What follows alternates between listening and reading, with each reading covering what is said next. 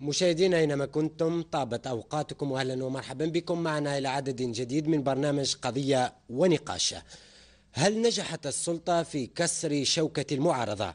وما هي الأوراق التي تملكها الموالاة لمواجهة حالة الغليان التي تعيشها الطبقة السياسية بضغط من تنسيقية الانتقال الديمقراطي؟ هل وصلت مبادرة أقدم تشكيلة سياسية معارضة بالجزائر الأففاس إلى طريق مسدود؟ هي أسئلة وأخرى ستكون محور عدد اليوم من برنامج قضية ونقاش، والذي نسعد فيه باستضافة الشيخ أبو جرة سلطاني وزير دولة سابق. أهلا بك سيدي الكريم. أهلا وسهلا. وسيكون معنا أيضا السيد بالقاسم ساحلي الأمين العام للتحالف الوطني الجمهوري. شكرا جزيلا لك سيدي الكريم. شكرا على الاستضافة. نبدأ النقاش مباشرة معكم فضيلة الشيخ. يعني السؤال الذي يطرحه عامة الجزائريين اليوم أو الرأي العام سواء داخل أو خارج الوطن: هل الجزائر تعيش أزمة مؤسسات؟ هل الجزائر تعيش ربما انسداد في هيئات صناعة القرار؟ بسم الله الرحمن الرحيم، وصلى اللهم وسلم على سيدنا محمد. الجزائر لا تعيش أزمة مؤسسات بمقدار ما تعيش أزمة حريات. هناك مشكلة حوار مطروحة على كل المستويات. حينما تريد السلطة أن تحاور المعارضة لا تستجيب لنداءات السلطة، كما حصل في موضوع الاستشارة حول الدستور. وحينما تبادر المعارضة أيضا بتقديم ما تراه حلا أو ما تراه مقدمة لحل، ترفض السلطة الاستجابة أيضا. فبالتالي تشكل نوع من الاستقطاب بين من يوالي السلطة ومن يعارض السلطة، وهذا الاستقطاب ليس في صالح الجزائر في النهاية، لأن في النهاية الثوب الذي سوف يتمزق هو الدولة الجزائرية. الانهيارات التي سوف تحصل هي الانهيارات الاقتصادية والانهيارات الأمنية، وربما يصبح الوطن مهدد بما لا يحمد عقباه. فالذي ينبغي أن يعالج بالأساس هو مشكلة الحريات التي يدرك الناس جميعا أنها جزء لا يتجزأ من الديمقراطية. لا يمكن أن نتحدث عن ديمقراطية دون حريات، لا يمكن أن نتحدث عن مبادرات دون حريات، لا يمكن أن نتحدث عن تواصل بين السلطة والمعارضة بدون حوار، لأن الحوار هو اللغة الوحيدة التي يتقنها الجميع. وفي النهاية حينما تتسع دوائر الحوار بين السلطة والمعارضة، بين أحزاب الموالاة وأحزاب المعارضة، بين السلطة نفسها والمعارضة، بين السلطة نفسها والموالاة، عندئذ نستطيع أن نعرف من الذي سوف يقدم التصورات أو أجزاء من التصورات التي يتشكل منها المشهد الديمقراطي الذي يتجاوز الأزمة التي هي على الأبواب. نحن لسنا في أزمة الآن، ولكن باعتقادي أننا إذا ما ظللنا ندير الظهر لبعضنا البعض، نصم الآذان على بعضنا البعض، فإن الأزمة بدأت تطرق أبوابنا جميعا، باب السلطة، باب المعارضة، باب الموالاة، باب حتى المجتمع المدني، وحينما تغرق السفينة يغرق الجميع. نعم، سنعود لهذه النقطة، لكن قبل ذلك سيد بالقاسم ساحلي، ربما المتتبع للمشهد السياسي الجزائري في الآونة الأخيرة منذ إعلان نتائج رئاسيات 17 أبريل 2014، يعني هناك تراشق كلامي بين المعارضة والموالاة، هناك ربما مشهد سياسي يعج بالمبادرات السياسية، هناك أكثر من مبادرة اليوم مطروحة ربما على مختلف الطبقة السياسية سواء في الموالاة أو في المعارضة. برأيكم أنتم يعني كحزب داعم للرئيس بوتفليقة، يعني الموالاة اليوم ربما تواجه يعني سابقة أنها في مواجهة تكتل لقوى المعارضة ربما لم يتشكل منذ بدء التعددية الحزبية في الجزائر، ألا وهو ما يسمى بأرضية مازافرون أو تنسيقية الانتقال الديمقراطي. شكرا لك مرة أخرى. بسم الله الرحمن الرحيم. تحية لك ولضيفك الكريم وللجمهور المتابع. شكرا. حقيقة الأمر تداعيات المشهد السياسي غداة الانتخابات الرئاسية الماضية، اللي كانت فرصة في اعتقادنا لإرجاع الكلمة للشعب مرة أخرى حتى يمارس السيادة نتاعو ويختار يعني بكل حرية من يحكمه في مؤسسات الدولة، هي نعتبرها احنا حراك سياسي إيجابي. حراك سياسي لأن فيه مبادرات مطروحة من طرف السلطة، يعني يقصد بذلك مبادرة تعديل الدستور من طرف سيد رئيس الجمهورية، اللي قطعت أشواط نعتبر بأنها أشواط إيجابية وتحتاج أن تستكمل.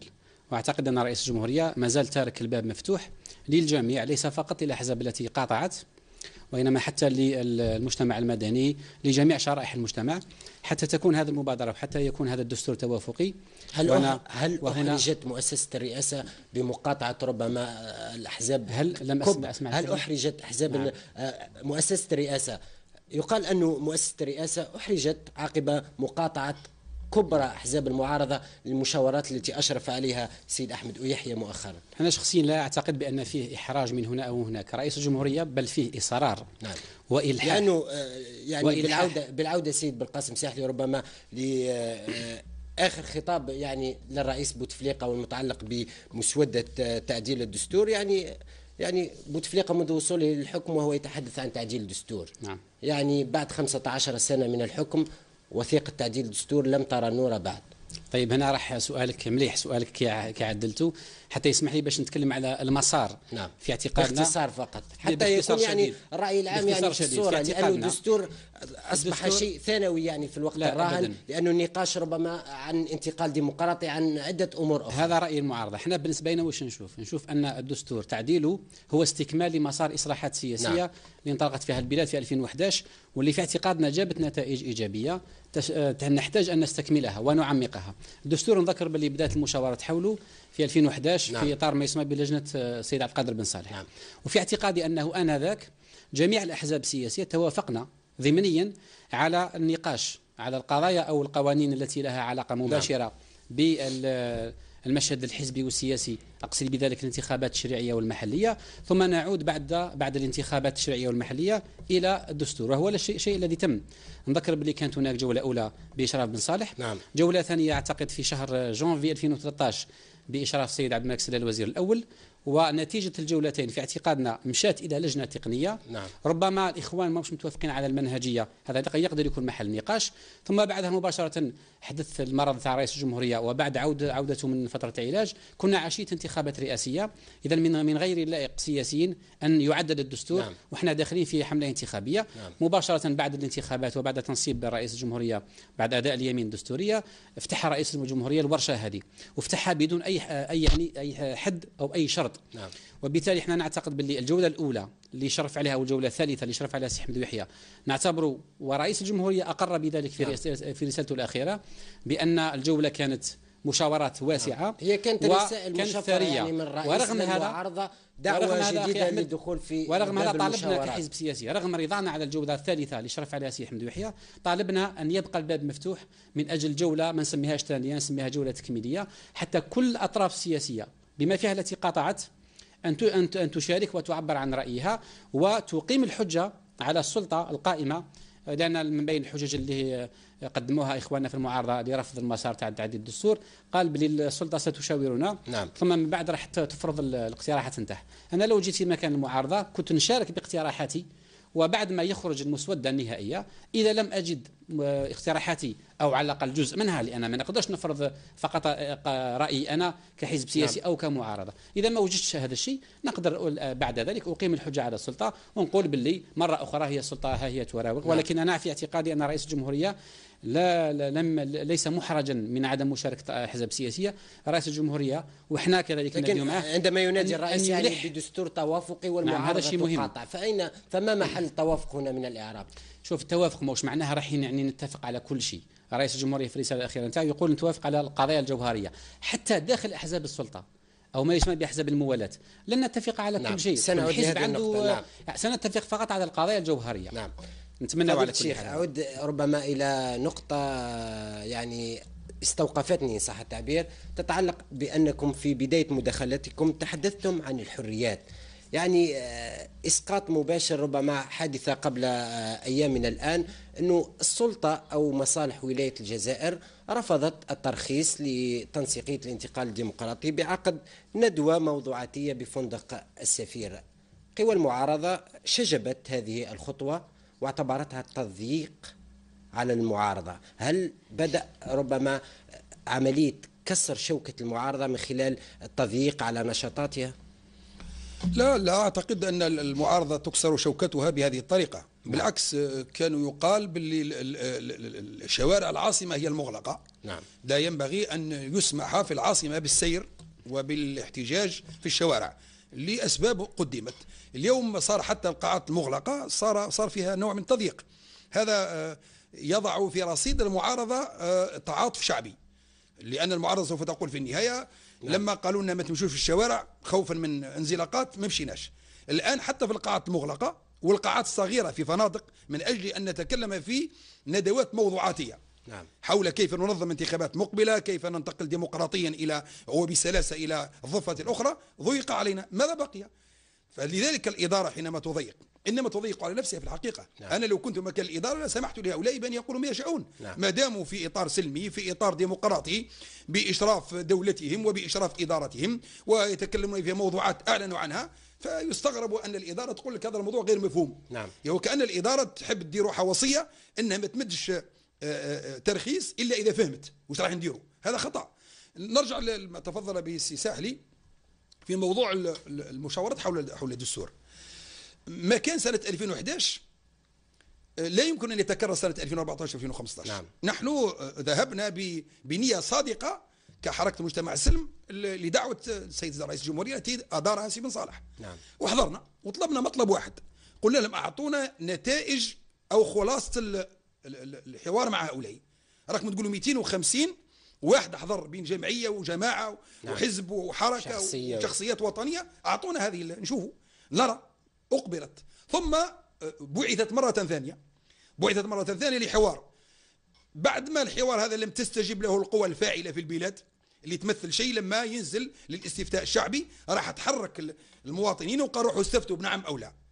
قال لك نديروا استدراك. انا ما نعتقدش باللي المعارضه راهي رصبت في الامتحان تاع سي يحيى حتى يديروا الاختبار نتاع استدراك باش تجي في اختبار استدراك ثاني باش تصدرك ما كان قد فاتها. المساله يا سيدي الفاضل نحن نطالب بمشاورات سياسيه وليس بمشاورات تقنيه. لكن السلطه ممثله ربما في احزاب الموالاه او حتى عبر يعني مدير ديوان رئاسه الجمهوريه مدت يدها للمعارضه، المعارضه رفضت. وش من يد تمد؟ ما عندهاش يد هي اصلا تمدها.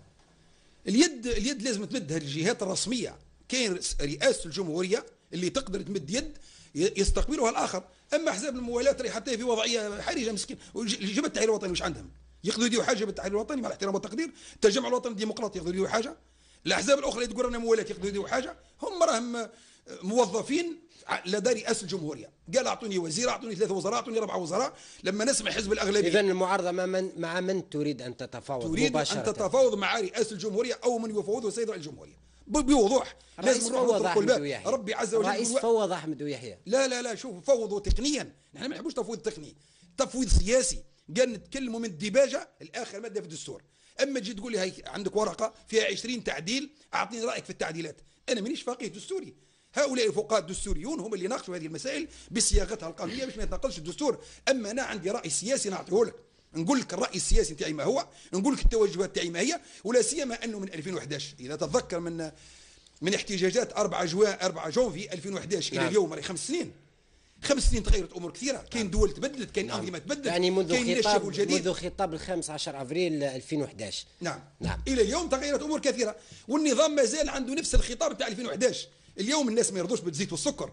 اذا كان قالوا في ذلك الوقت الاداره قالت بالانتفاضه او الاحتجاجات تاع ما يسمى بثوره الزيت والسكر. الزيت والسكر مش زيت والسكر في الحقيقه هي، لا ابدا، استفادوا منها جماعه الزيت والسكر بعد ذلك. نعم، لكن كانت بدايات تجمع سحب تلبدت في سماء الجزائر، واخشى ان السحب هذه تتلبد تتجمع، ولما تصبح السماء داكنه لا تمطر امطارا قد تمطر حجرا. سنعود لهذه النقطه. سيد بالقاسم سعيد، ربما استمعتم الى وجهه نظر احد ربما صناع تلك الفترة، لأنه كان هناك تحالف رئاسي، ثم يعني حمص أنذاك فكت الارتباط مع الأفلان والأرندي. يعني استمعنا إلى أبو جرة سلطاني، هو يرسم يعني صورة سوداوية عن الوضع السياسي. صورة واقعية مش سوداوية.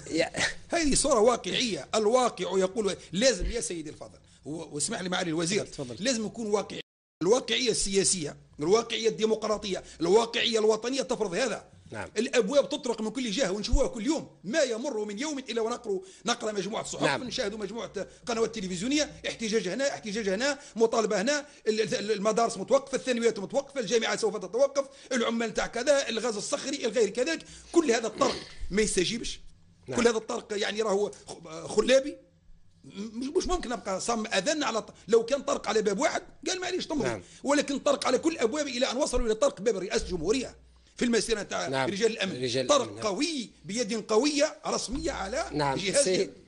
سيد بالقاسم ساحلي، ربما استمعت إلى الشيخ أبو جرة السلطاني. نعم. يعني غليان شعبي، احتجاجات لا تنتهي، ربما حتى قطاعات كانت ربما في خانة طابوهات أنه موظفيها أو منتسبيها يحتجون، على سبيل المثال احتجاج أعوان الأمن قبل أشهر أمام قصر المرادية وغيرها من الاحتجاجات. هناك ملف الغاز الصخري، هناك يعني حالة احتقان شعبي، وهناك أيضا حالة ربما هستيريا سياسية ربما سابقة في الجزائر أنه نعيش هذا المخاض.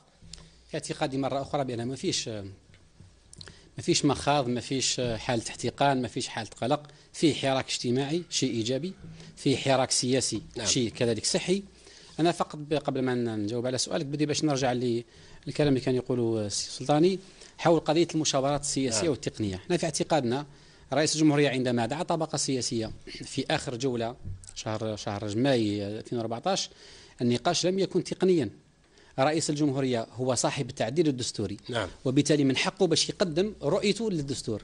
قدموا لنا وثيقة فيها أعتقد 47 تعديل، نعم. ولكن ما قالوش ناقشونا فقط في هذه التعديلات. قال تحب تناقش في هذه التعديلات مرحبا بك، تحب تمزق هذه التعديلات وتعطيني رؤيتك للدستور كما حبيت كما راك تشوف فيه مرحبا. لم يكن هناك سقف محدد، وبالتالي أنا أعتقد بأن النقاش اللي درناه مع سيد أحمد يحيى ليس بنقاش تقني بل نقاش سياسي. تكلمنا معاه احنا في الاقتراح اللي قدمنا وكباقي الأحزاب، تكلمنا على الديباجة، تكلمنا على النظام السياسي، على نظام الحكم، هل رئاسي هل شبه رئاسي هل برلماني، تكلمنا على دور نعم. المجتمع المدني، تكلمنا على دور مؤسسات الرقابة، تكلمنا على دور المؤسسات الاقتصادية، على دور مؤسسة الجيش، على دستورة بعض المبادئ نتاع السياسة الخارجية. في اعتقادي هذا عمل سياسي وليس تقني. وبالتالي فأنا أعود مرة أخرى لأقول بأن الحجة اللي تقدمت بها المعارضة أثناء رفضها أو جزء من المعارضة بطبيعة الحال، جزء من المعارضة باش نكون واضح، رفضها للمشاورة تعديل الدستور لم تكن حجة مقنعة بالنسبة لنا على الأقل. لماذا؟ لأن بعد رفض المشاورات مع السيد أحمد يحيى لإعداد دستور توافقي، ونذكر مرة أخرى بأن الدستور التوافقي لم يكن في فائدة الرئيس الحالي رئيس الجمهورية، يعني كي نتكلم بكل صراحة. لماذا هو يصر ويلح أن يكون التوافق أكبر قدر ممكن من التوافق حول الدستور؟ الدستور ماهوش ليه هو كشخص أو لنظامه. الدستور سيبني، وهو قالها وأكدها في الرسالة الأخيرة نتاعو، الدستور لن يكون في فائدة شخص ولا في فائدة نظام، وإنما في فائدة شيئين. لا وهو يعني سيد بالقاسم سامحني فقط أليس من حق المعارضة أن تتوجه، خاصة أنه الرئيس في 2008 عدل الدستور على المقاصد. 5 ثواني فقط. نعم. 5 ثواني. رئيس الجمهورية طمأن المعارضة وخاصة إخواننا في تنسيقية الانتقال الديمقراطي والحريات، وجاوب على 2 كلمات: هم يطالبون بالانتقال الديمقراطي نعم. والحريات، وقال لهم في رسالة الدستور بأن الدستور سيكون لتعزيز الحريات والممارسة الديمقراطية. نعم. قلت لي على دستور 2008 رئيس الجمهورية عدلوا على مقاسه، لا أعتقد بأن دستور رئيس الجمهورية عدد على مقاسه. الدستور في 2008 الدستور مر على ممثلي الشعب نعم. في البرلمان، ومن بينهم حركة حماس آنذاك، وبالتالي احنا نعتبره تعديل قانوني. نعم. تعديل يتماشى مع الأحكام الدستورية، وتعديل لم يخدم فقط قضية التعدد أو فتح العهدات، كانت فيه مكاسب أخرى للمرأة، مكاسب للحفظ يعني المقاومات الهوية الوطنية. نعم. وحتى فتح العهدات فيه نقاش. احنا نعم. بالنسبة لنا في حزبنا لا نرى بأن مسألة فتح أو غلق العهدات هي معيار للممارسة الديمقراطية. تقدر تفتح العهدات نعم. ويكون النظام تاعك ديمقراطي، كما تقدر تغلق العهدات ويكون النظام تاعك موش ديمقراطي نعم. ومستبد. نرجع إلى قضية المبادرات. إذن رئيس الجمهورية طرح دستور، نتمنى أن المعارضة أو جزء من المعارضة اللي ما شاركش أنه يعني يسهم في هذا النقاش ويقيم الحجة مرة أخرى على السلطة. في مبادرات أخرى كذلك مطروحة على الساحة السياسية اللي من ناحية المبدأ هي شيء إيجابي أن الأحزاب السياسية تعبر، ولكن من ناحية المضمون احنا عندنا تحفظات على بعض المبادرات. نعم. يعني نتكلم مثلا على مبادرة تاع تنسيقية يا أستاذ اللي هي جات، اسمح لي فقط، اللي هي جات زمنيا، يعني ماشي من ناحية أهمية، من ناحية الزمن بعد مبادرة تاع رئيس الجمهورية. احنا تحفظنا عليها لقبل. لماذا؟ لأن قلنا بالمبادرة إخواننا في التنسيقية بنوها على أساس الإقصاء، يعني ما موش مقبول انك انتم ايضا وضعتم خطوط حمراء يعني. ساعود ساشرح اذا كان سمحتين، ساشرح من بعد باختصار فقط نعم. حتى يكون يعني لان زوج اسباب نعم. اللي خلاتنا، ونخلي ربما السي سلطان يوضح لنا زوج اسباب او ثلاثه اللي خلاتنا نرفض هذه المبادره تاع التنسيقيه. اولا بنيت على الاقصاء والاحتكار، لم نشارك فيها ولم ندعى لها، عكس ما يقول زعماء هذه التنسيقيه باللي راهم دعاونا. حقيقه الامر واحد ما دعا احزاب السلطه. شيء ثاني بنيت على اساس طعن في شرعيه المؤسسات. وحنا كي نقول طعن في شرعيه المؤسسات ندير الفرق في لا ديفيرونس. احنا نقول لاخواننا ما تطعنوش في شرعيه المؤسسات المنتخبه سواء الرئاسه او البرلمان او المجالس المحليه، ولكن بالمقابل لكم الحق ان تنتقدوا سياسات هذه المؤسسات. نعم. دونك الفرق هو هنا، وهو فرق جوهري. ثم كذلك فيه انزلاقات لفظيه سجلناها على هذا الاخوان، بعض رؤساء الاحزاب في هذه التنسيقيه مؤخرا فيه انزلاقات لفظيه، يعني يتكلم على رئيس الجمهوريه واحد يوصفه بانه اخطر رجل على البلاد. هذا امر ما نظنش المواطن اللي يسمع فينا الان اللي انتخب على بوتفليقه او اللي ما انتخبش عليه يقبل ان رجل سياسي في المعارضه يصف رئيس الجمهوريه رئيس كل الجزائريين بانه اخطر رجل في البلاد. سالتني على الافافاس، ربما نعود لها من بعد. سنعود لمبادره الافافاس وغيرها ما تسميه خطوط حمراء. بعض الملاحظات لازم تكون واضحه. نعم. الملاحظه الاولى متعلقه ب ان النقاش كان سياسي. النقاش سي بن صالح قالوا لنا كان سياسي. نعم. وطلبنا فقط تمكيننا من الخلاصه، ما طلبناش حاجه معجزه. قال راكم شاورتونا، احنا طلبنا معكم نفس الشيء. قال شاورتونا، اعطونا نقروا شاورتونا، ما كانش. سي يحيى ايضا راح تتكرر نفسها، ولا يلدغ المؤمن من جحر مرتين. نعم. تلدغنا مع بن صالح من جحر هناك، ما نزيدوش نلدغ مره ثانيه. قال هل ما مشاورات سي يحيى راح يمكنونا من الخلاصات تاعه؟ مستحيل. الموضوع الثاني لما يقول لك السيد رئيس الجمهوريه راه يدير في دستور للمستقبل، انا نبشرك يا سي بالقاسم ان الرئيس الجاي الجزائري راح يبدل الدستور. الجزائريين هكذا يقول لك ما نخدمش بدستور داروا هي واحد من قبلي. احنا ان شاء الله نتوافقوا. اسمح لي سيدي باش الدستور يكون صالح لي 10 20 سنه على الاقل. ولما لا؟ كل رؤساء الجزائر داروا دستورهم. كل رؤساء الجمهوريات الجزائريين. هذا في حد ذاته ليس عيب. لا مش عيب. في حد ذاته ليس عيب. الدستور لان الجزائر ماهيش مستقره سياسيا 50 سنه. اولويه. الجزائريين والله ما على بالهم بالدستور. والله ما على باله بالدستور. اذا يحب السيد رئيس الجمهوريه يعدل الدستور يعدلوا بماده واحده في البرلمان بغرفتين، يغلق الماده 74 العهدات فقط. قال جيت فتحت العهدات نغلقها باش اللي يجي من وراينا ما يديرش 20 او 30 او 40 سنه فقط. وما يمنع اللي يجي وراه بيزيد يفتح. لا خليني نقول لك حاجه، يفتح اذا كان الشعب فتح له معليش. اما تقول لي ما عندناش اعتراض على فتح العهدات او غلقها، هذا في الديمقراطيات ماناش خير من الامريكان. ماناش خير من الدول الديمقراطيه العريقه اللي عندها 5 قرون. الإنسان اللي يعرف السقف ما كانش يبقى مستمر، وبالتالي نغلق هذه المادة. قال عهدة واحدة قابلة للتجديد مرة واحدة، اللي دار 10 سنوات يتوكل على الله. هذه جزئية نقدر نناقش فيها. معليش لأنك ذكرت جزئية فقط هذه. أما لما تقول الانتقال الديمقراطي ما شاوروناش، وكان بعض الناس داروا انزلاقات لفظيه، ما لازمش نشدوا الناس ببعض ما صرحوا به هنا وهناك. قال من اجل هذا ما نعاديه، او من اجل هذا ما نناقشوش، او من اجل هذا ما نروحلوش. قال يا سيدي الفاضل الان امامنا مبادرتان. كان مبادره كامله متكامله ارضيه مظفران واضحه من اولها، بسم الله الرحمن الرحيم السلام عليكم ورحمه الله. وكاين الورقه البيضاء نتاع الافافاس. نعم. لا قبلت مبادره الانتقال الديمقراطي نتاع مظفران وهي متكامله بحجه انها ما شاوركمش، ولا قبلت اللي قال لك مروح وناقشونا على ورقه بيضاء. وش راح نقبلوا مالها؟ الورقه الملآنه ما نقبلوهاش، والورقه البيضاء ما نقبلوهاش. الذي شاورنا بلا حدود وبلا سقف وبلا عتبه وبلا خطوط حمراء. المبادره البيضاء، الورقه البيضاء قبلناش سي لا نتكلم على درناش عليها نتكلم على حزب الموالاه، ما نتكلمش على سي ساحلي. ساحلي مع الاحترام والتقدير معالي الوزير، انا كل الاحترام والتقدير، لكننا نتكلم كاحزاب ككتل. كاين كتله يسموها الموالاه وكاين كتله يسموها المعارضه.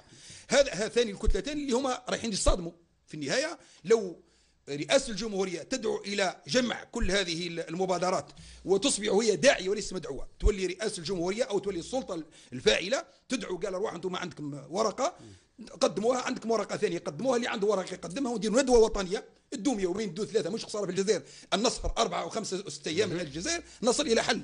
أما أنني أبحث عن النقاط السوداء أو الانحرافات أو الانزلاقات اللفظية ونقصيك، وأبحث عن الورقة البيضاء ونقصيك، وأبحث عن الورقة الملآنة ونقصيك، في النهاية الخاسر هو الجزائر. نعم.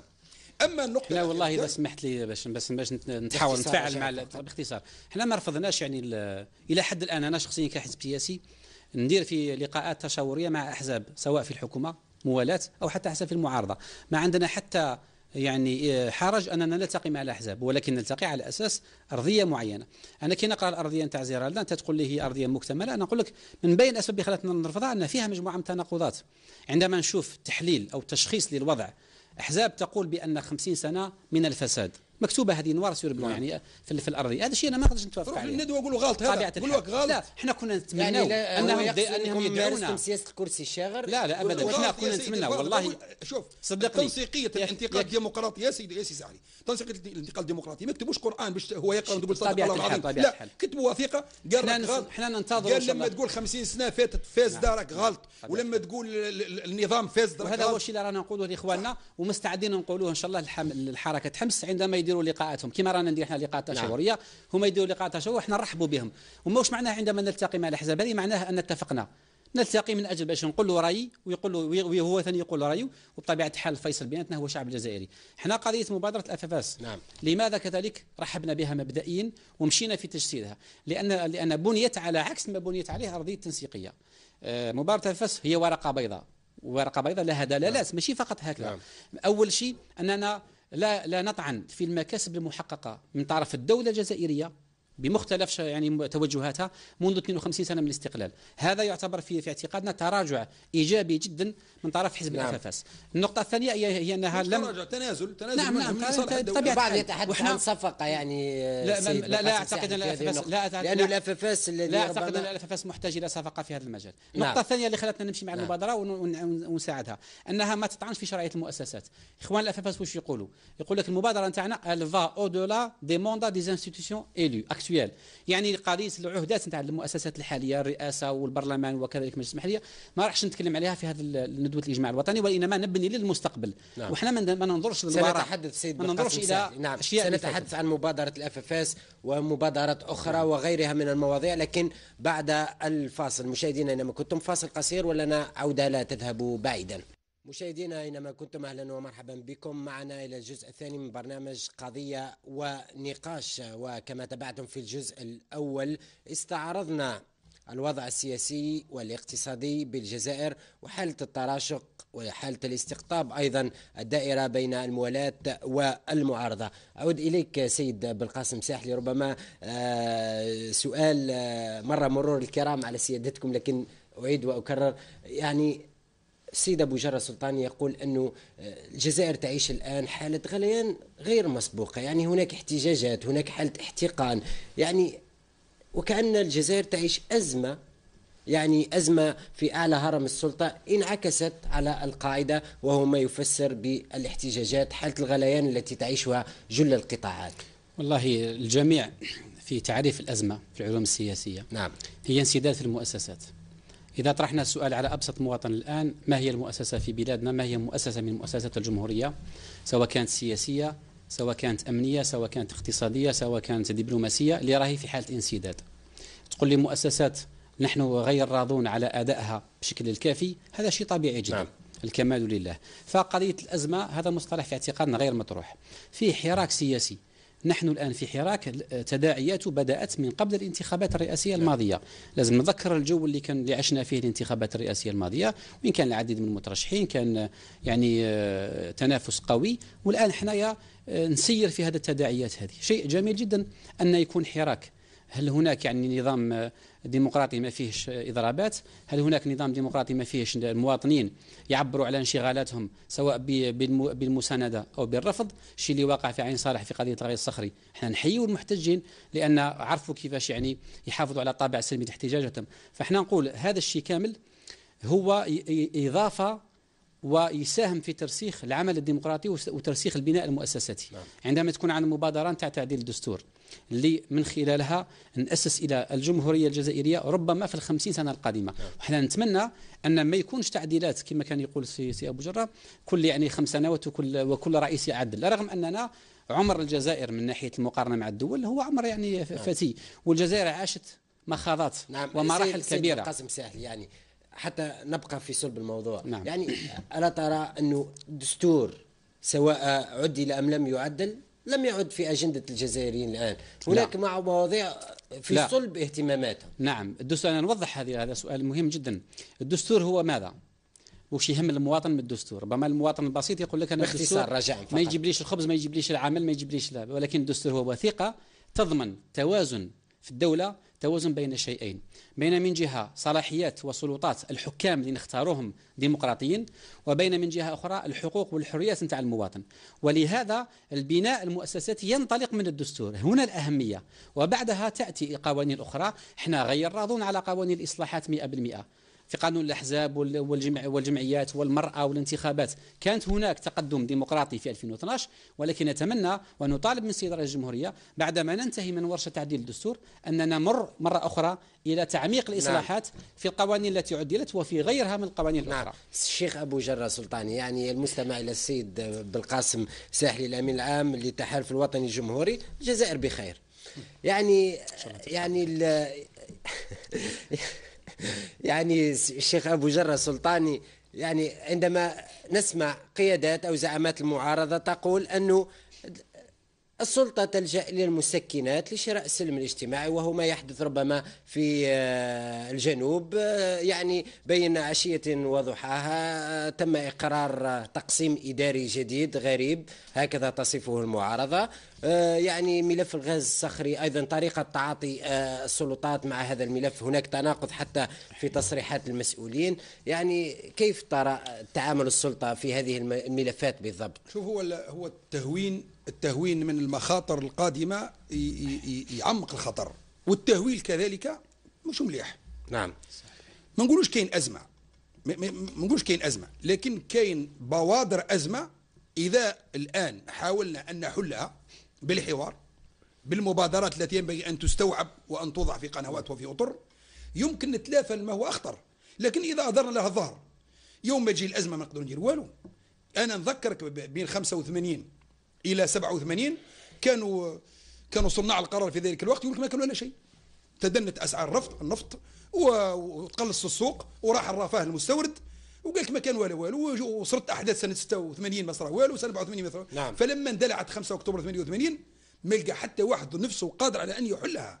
اليوم فيه طرق على باب وطرق على باب ثاني وباب ثالث وباب رابع. صحيح ما كاش ازمه في المؤسسات، بصح كاين انسداد بين المؤسسات والشعب. نعم. الان الشعب اقتنع قناعه كليه انه اي واحد يحب يحل مشكلته ما يروح لرئيس البلديه ولا السوبريفي ولا الوالي ولا الحكومه، يقطع الطريق. يقطع الطريق، يقول لك درك يجيني هنا، يقول لك الوزير اللي في العاصمه ما نقدرش نشوف حتى وجهه الا في التلفزيون، درك نقطع الطريق يجيني لهنا ويحاولني. ولما تترسخ هذه وتولي ثقافه عامه، تولي مشكله في الجزائر. نعم. يولي هذا التقسيم الاداري هذا ما يسمى بالتحديات الاجتماعيه. هذا التقسيم الاداري الجديد اللي قال كاين 11 ولايه منتدبه بصلاحيات موسعه في الجنوب في سنه 2015، ثم 2016 روحوا للهضاب العليا، 2017 روحوا لسائر الوطن. هذا خطير جدا، لانك راك قاعد تمد للناس في حقوق مش نتاعهم، وتغري في اللي ما عندوش حق يدير اضراب ويدير احتجاج ويغلق. انا رحت اول امس البسكره، لقيت كثير من الطرقات مغلوقه. نعم. وكانوا يعني الامن احتجاجات لا تنتهي. خليني نكمل الفكره هذه. هناك في نكمل الفكره هذه. لما يقول لك باللي الان الدستور نكملوه ومن بعد ننتقل الى مرحله ثانيه، انا نقول له عمرها ما كانت في الجزائر ازمه دستور. نعم. ربما الازمه الوحيده لما كان دستور احادي صار تعددي، هذا انتقال ممتاز. بعد ذلك راهي ما هو في الدستور من حريات ومن صلاحيات ومن ديمقراطية ومن حقوق ومن واجبات ومن مواطنة ومحافظة على القيم موجود في الدستور، لكن وريني وراه مطبقة بالواقع. واحد من الحكام تاع القرون الوسطى. نعم. قال لهم أنا عمري ما اختلفت مع شعبي. قالوا كيفاش؟ قال لهم هم يقولون ما يشاءون وأنا أفعل ما أشاء. نعم. هم ياخذوا وجه وانا ندير رايي. مش هكذا. نعم. مش هكذا تمشي الدولة. نعم. نتوقف هنا ونأخذ مجموعة من الأسئلة التي ترد على صفحة البرنامج على موقع التواصل الاجتماعي، إن أمكن ذلك مصطفى، وسيكون لكما تعليق على هذه الأسئلة. نعم. السؤال الأول أسامة ساكر: هل تعود حركة مجتمع السلم إلى أحضان السلطة بعودة أبو جرة سلطاني إلى رئاسة الحركة أو استوزاره؟ هذا غير وارد إطلاقا. اللي هو وارد حكومة وفاق وطني، حكومة نعم. أزمة وطنية، حكومة إجماع وطني. إذا في حكومة إجماع وطني ووفاق الناس كل ينادوا بها. نعم. قال رأي الجزائر على أبواب الأزمة لازم تحضن كل أبنائها ونديروا حكومه وفاق وطني او حكومه انتقاليه سميها واش تحب، لكن تجمع كل الالوان الطيف السياسي الموجود في الجزائر، هذا وارد. نعم. اما الرجوع الى الحركه والرجوع الى احضان السلطه هذا كلام غير وارد الان. نعم، ناخذ سؤال ثاني. مصطفى ينمكن. نعم. أمين العلالي من جيجل يقول: هل سنرى أبو جرة سلطاني في الشارع يوم 24 فبراير القادم؟ إذا كانت وقفات سلمية سوف أكون، إذا كانت مسيرات لا أضمنها. لماذا؟ لأن الشارع الجزائري جربنا مع نصرة الرسول عليه الصلاة والسلام وما قدرناش نتحكموا في الشارع. في نصرة رسول الله عليه الصلاة والسلام ما تحكمناش كما ينبغي، فما بالك في قضية متعلقة بالغاز الصخري والناس كل لعبة، وخاصة جاية في ذكرى كبيرة بالنسبة للجزائريين. أنا نتذكر في 71 لما هواري بوميدين أعلن عن تأمين المحروقات وش كان حدث عالمي، واليوم رانا رايحين للذكرى 44 لتأمين المحروقات. في اعتقادي رسالة السيد رئيس الجمهورية راح يبعث بها الاتحاد العمال الجزائريين اللي ولفنا بها دائما، راح تحرك بعض الأمور معينة والشارع ما يكونش مضمون. فإذا كانت وقفات سلمية لإيصال الرسالة، ونحن متضامنون مع إخواننا في عين صالح، نحن متضامنون مع التوجهات هذه، قال نروح نتناقشوا من جديد، هذا أمر لابد نعم. أن يكون في هذه موجودا. النقطة بالذات سيد بالقاسم ساحلي، المعارضة والموالاة ربما ستكون وجها لوجه في الشارع في 24 فبراير الجاري. ربما أحزاب الموالاة ستشارك في احتفالية رسمية بذكرى تأميم المحروقات، بالمقابل المعارضة ستنجل للولايات ربما في وقفات احتجاجية ومسيرات هي في شقها المعلن هي مناهضة الغاز الصخري، ربما ستحمل رسائل سياسية للسلطة وحتى للخارج. في حقيقة الأمر كأحزاب موالاة إذا كان قمنا بنشاطات يوم 24 فبراير المقبل لن نكون في مواجهة مع المعارضة في الشارع، لأن احنا ليس من دعاة النزول إلى الشارع. نعم. وأنا يعني أضم صوتي لصوت السي بوجرة بأن المغامرة بإنزال المناضلين أو المواطنين في مسيرات في الوقت الحالي نعتقد بأنه يعني أمر غير حكيم. أنا كنت يوم السبت في تجمع في ولاية شرف في قاعة يعني وين نأمن فيها على نفسي، نأمن فيها على المناضلين توعي وعلى الضيوف والمواطنين اللي يجيوا يسمعونا، وحتى المواطنين اللي يجيوا ربما ينتقدونا. نعم. ينتقدوا آراءنا. فاحنا إذا كان يوم 24 نخرجوا راح ندير تجمعات في إطار يعني مضمون، ولهذا احنا ننصح إخواننا في التنسيقية إذا كان باش يديروا يعني حراك من الناحية المبدئية هذا حقهم أنهم يعبروا على رأيهم في إطار احترام طبيعة الحال قوانين الجمهورية وحفظ أمن المواطنين وممتلكاتهم، ولكن من ناحية الشكل الخروج إلى الشارع غير محمود العواقب. نعم. وشفنا مؤخرا مثل ما ذكر سي بوجرة المسيرة الجزائريين غير ناضجين يعني. سامحني، لا مش قضية، ظروف هي اللي هي، وفيه نوع من لا مانيبيولاسيون، نوع من استغلال سياسي. عندما ندير مسيرة لنصرة الرسول عليه الصلاة والسلام، الرسول اللي يقول في أحد حديثه المسلم من سلم الناس من لسانه ويده، ندير مسيرة باش ننصر الرسول ثم نمشي باش نرفع شعارات تمجد الإرهاب، جيش شعب معاك يا داعش، هذا التنظيم الإرهابي الذي أصبح يعطي أبشع الصور عن نعم. الإسلام. عندما ندير مسيرة ونكسر المقر تاع الخطوط الجزائرية، فهذا في اعتقادي نمشي للقاعات ونعبر على رأينا حتى بكل حرية. نبتعد عن موضوع الوقفات. هو أحيانا بعض التنظيمات التي تريد أن تقف تمنع. نعم. الوقفات نفسها ممنوعة. أنا بالمناسبة ما دام تقول أنصح هؤلاء، أنا كذلك أنصح الناس اللي واقفين على الأمن أنهم ما يمنعوش الوقفات، يخلوا الناس يوقفوا، ما دام الناس يختاروا مكان محترم ويوقفوا لمدة ساعة أو ساعتين يعبروا عن موقف سياسي، يديروا كلمات، خليه. أما أنت من حيث المبدأ تقول ما توقفش وما تمشيش وما تسيرش وما نعطيكش ورقة باش تتجمع. هل تتوقع السيد أبو جرة سلطاني أن تمنع مصالح الأمن بإعاز ربما من الداخلية أو جهات أخرى هذه الوقفات المبرمجة؟ والله الإدارة اللي وصلت إلى درجة أنها ما تعطيش ترخيص للناس باش يتكلموا في موضوع معين داخل القاعة، أعتقد رايحين بعيد، ولما يروحوا بعيد مش في صالحهم. خلي الناس توقف يوم 24 احتفال الجزائريين كل يحتفل على طريقته. نعم. كاين ناس اختاروا سكيكدا. نتمنى ان تكون وقفات للاحتفال. سيد عمر سيد الامين العام الفنان اختار سكيكدا وليس الاستغلال السياسي لقضيه الغاز الخارجيه واحتفاليه وتعبير عن راي. هذا الشيء كامل يجمع الجزائريين. ولذلك ما لازمش نكونوا اوصياء للناس، قال دير لي وقفه ولكن حييني.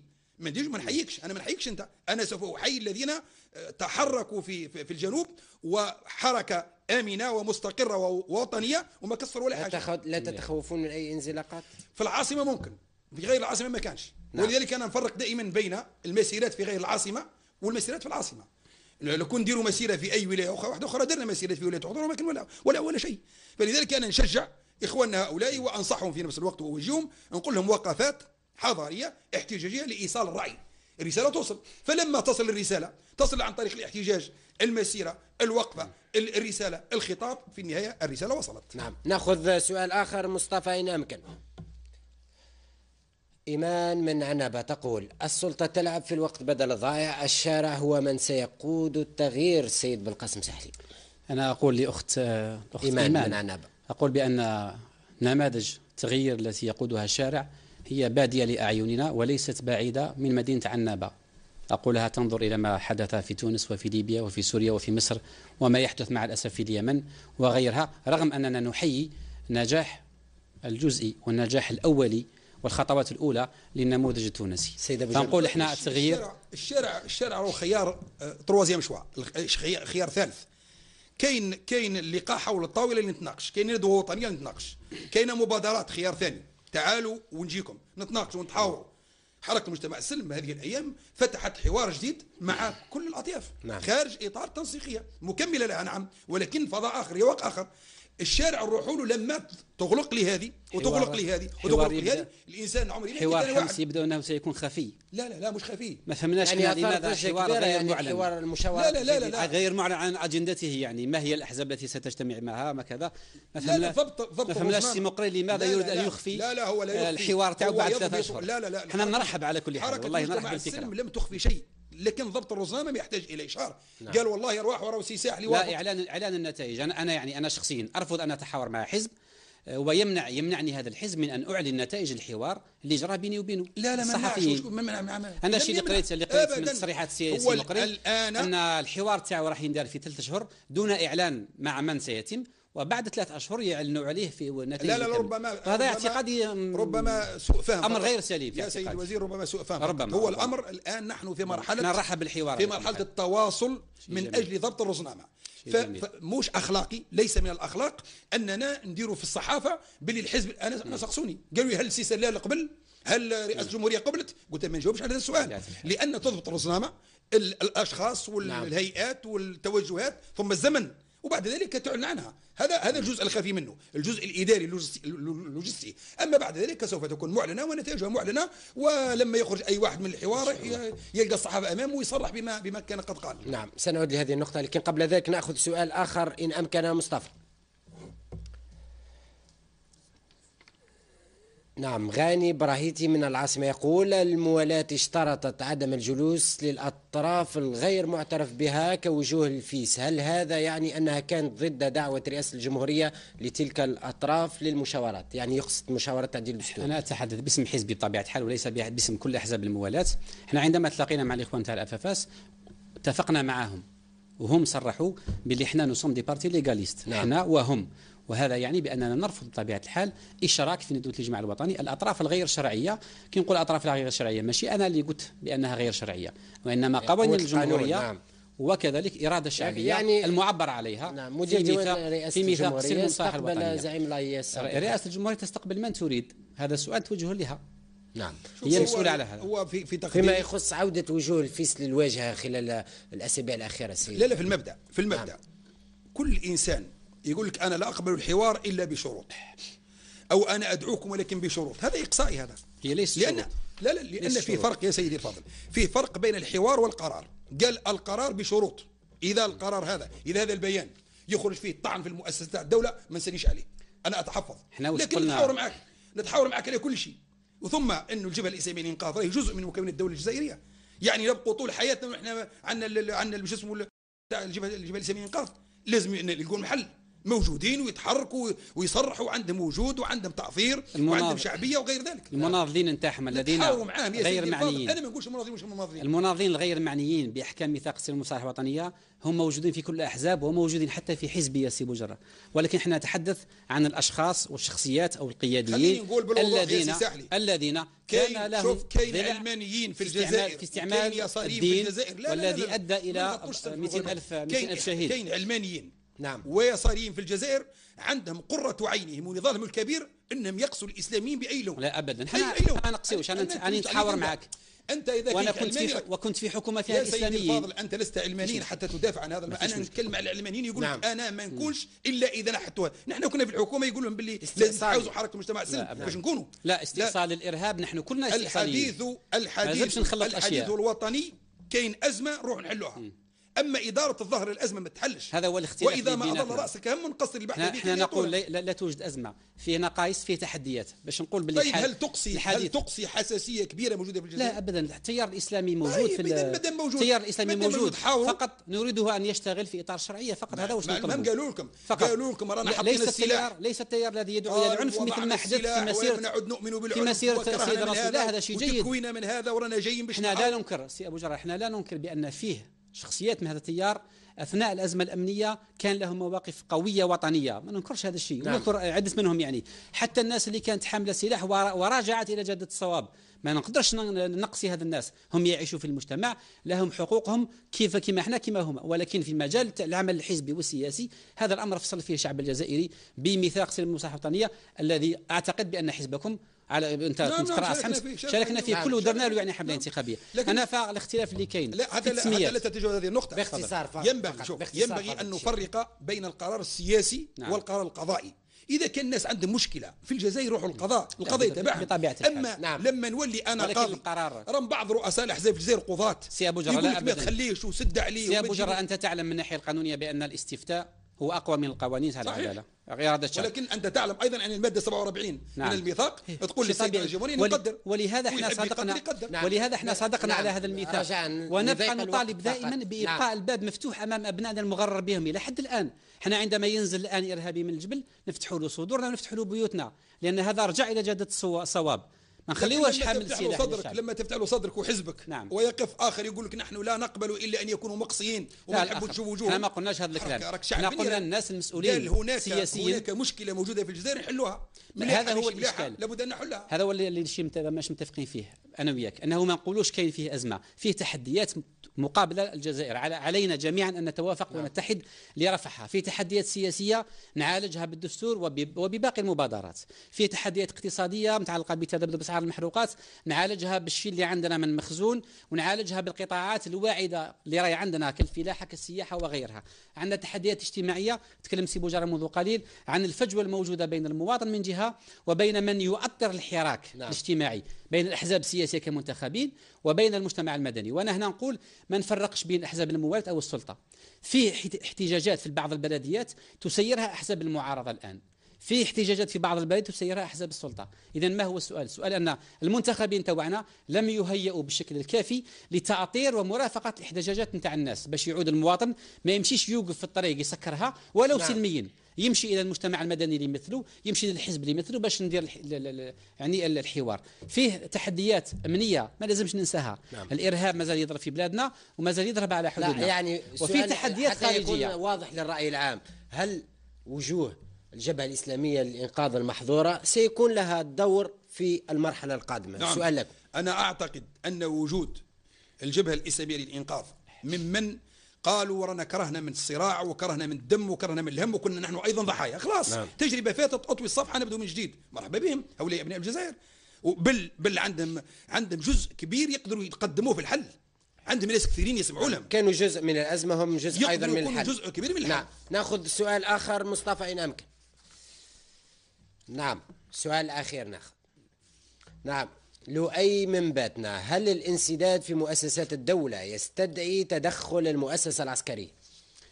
الحديث يعني في بعض دواليب أن المؤسسة العسكرية حان دور أن تتدخل. لا شو المؤسسة العسكرية عندها صلاحيات الدستورية راهي قايمة بها على أكمل وجه، وعندهم ما يكفيهم الحمد لله. يأمنوا لنا حدودنا ويأطروا لنا أولادنا في الكذا، ويوجهوا لنا الوطنيات ويديروا كذا ويحمونا كذا، ويقدموا كذلك مساعدات للجوار في الساحل وفي ليبيا وفي غير ذلك، بارك الله فيهم. أما الصراع السياسي خليه سياسي، ما زلنا ما وصلناش الأزمة باش يدخل جيش. ما كاينش وش من أزمة حتى يدخل الجيش. الأزمة ما زالت، خليني نقول اللي سميه بعض الوجوه التنسيقية يعني وجهت بعض الإيحاءات أنها تطلب تدخل الجيش في المشهد السياسي. يا سيدي الفاضل، نحن 25 سنة ربع قرن ونحن نقولوا تمدين النظام السياسي، نعم. والآن تدير عسكرة النظام السياسي. يعني كل من يغرق السياسيين ينادوا الجيش. يعني هناك حرب ما بين الموالاة والمعارضة، هناك انسداد، يعني لمن ستكون الغلبة؟ من سيفصل الشيخ أبو جرة؟ ما زلنا ما بديناش الصراع. الرينج ما دخلنا لهاش، رانا ما زلنا نديروا في الشوك مال برا، ما زلنا نسخنوا في العضلات. يوم ما ندخل الرينج ونلقوا الحكم مش مليح، ونلقوا واحد ضعيف، عندئذ ممكن يتدخل جهات اخرى اللي هو الجيش ممكن. لكن الان رانا ما زلنا لاباس الحمد لله، وما زالت الحوار ما تفتحش، وما زالت الارضيات ما تقبلتش، وما زال نداء الافاس ما جاش، وما زالت التنسيقيه، ما زلنا في البدايات. ولذلك انا نقول ما دمنا قد تعبنا كثيرا من اجل ان نمدنا النظام السياسي، الجيش الوطني الشعبي عنده صلاحياته معروفه. اذا اصحاب القبعه خارج المعادله؟ لا مش خارج المعادله، لا لا لا لا، هم جزء كبير من المعادله، بل هم مرجعين للمعادله، ولكن ما كانش حاجه تستدعي، زي ما تقول لي شكون يطفي النار، نقول لك وين هي النار اولا، نقول لك يطفوها لي بومبي، نعم رجال المطاف يطفوا النار، ولكن وين هي النار؟ ما كاينش النار. تقول لي راح تتحرق، نقول لك لما تتحرق يعرفوا شغلهم، ما ندبروش عليهم احنا. لكن نقول الان الجزائر ما تزال، خلينا ناخذ المصطلح نتاع السي علي، ما تزال عندها تحديات كثيره، لكن كي تجمع التحدي على التحدي على التحدي تولي ازمه. نعم. انا باش نضيف فقط ربما لاول مره الحوار يجيب التوافق، واتفق مع السي ابو جراح على قضيه دور الجيش، ولكن باش تتفقون على تحييد المؤسسه العسكريه؟ لا ماشي تحييد، لا باش يكون خطابنا يعني ماهوش خطاب ديماغوجي لكي نسمي المواطن مسميات. لا شوف انا نقول قبل الرئاسه الجيش له دور، نتحدث عن صراع ربما بين مؤسسه الرئاسه ومؤسسه ما فيش صراع. انا جاوبتك على هذه القضيه في نهار اللي استقبلتني. نعم. انا فقط باش نكون خطابنا صريح، ما نغطيش يعني شمس بالغربال، نقول بلي الجيش نتاعنا لعب ادوار سياسيه في الماضي بسبب خذلان السياسي لدوره، ما لعبش دوره. الان اعتقد بان الوضع تغير عن التسعينات. الجيش الوطني الشعبي نتاعنا وكامل القوى الامنيه يقومون بدورهم الدستوري على اكمل وجه في حفظ الامن داخليا، مكافحه الارهاب داخليا، وحفظ وحده ترابنا وكذلك حدودنا. ما يتطلب الجيش وش يحتاج منا كسياسيين وكشعب؟ نعم. ان نعزز الالتفاف تاع الجزائريين على هذه القوى الامنيه.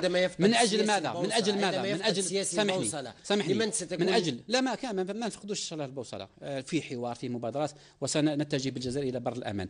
عندما الان الجيش تاعنا واش محتاج؟ قلت محتاج الالتفاف الجزائريين حتى يبقى في دوره السياسي، اللي هو ماذا؟ الابتعاد عن تجاذبات سياسيه مثل ما تريد بعض الاطراف ان تجر اليها، والابتعاد عن التدخل العسكري خارج حدودنا، وهذا اعتقد باللي شيء متوافقين عليه، وربما حتى يكون في الدستور القادم. الان دور السياسيين احنا نتحاور في مبادرات، قد تكون مبادرات تتكامل في اهدافها. احنا قلنا الافافاس، قلنا بمبادره الاجماع الوطني اذا لم تصب اهدافها في اطار المبادرات السابقه، مبادرات الكليه، تعديل الدستور والاصلاحات وحفظ يعني الوحده تاع التراب الوطني وتعزيز الجبهه الداخليه وتقويه يعني اللحمه الوطنيه، هذه كلها مبادرات تصب في بعضها. فقط يجب أن نتحاور مع بعضنا بدون خلفية وبدون إقصاء. الشيخ أبو جرة سلطاني بالقاسم ساحلي يقول في سؤال أخير فقط، يجب أن نتحاور، يعني السيناريو الأقرب في قادم الأيام.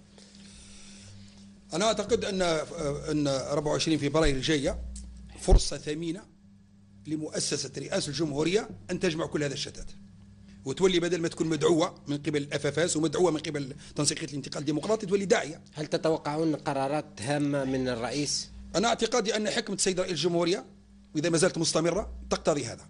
رسالته تتضمن خطاب قوي لهؤلاء جميعا، أرواح وليداتي، نجلس جميعا على طاولة واحدة من أجل الجزائر ونتناقشوا، وسوف يجد الجزائريين كلهم يد بيضاء تمتد للجزائر. أما إذا بقى كل واحد في تعنته، الجزائريين راهم عندهم الغنان، وإذا بدينا في الغنان رانا ما نمشوش بعيد.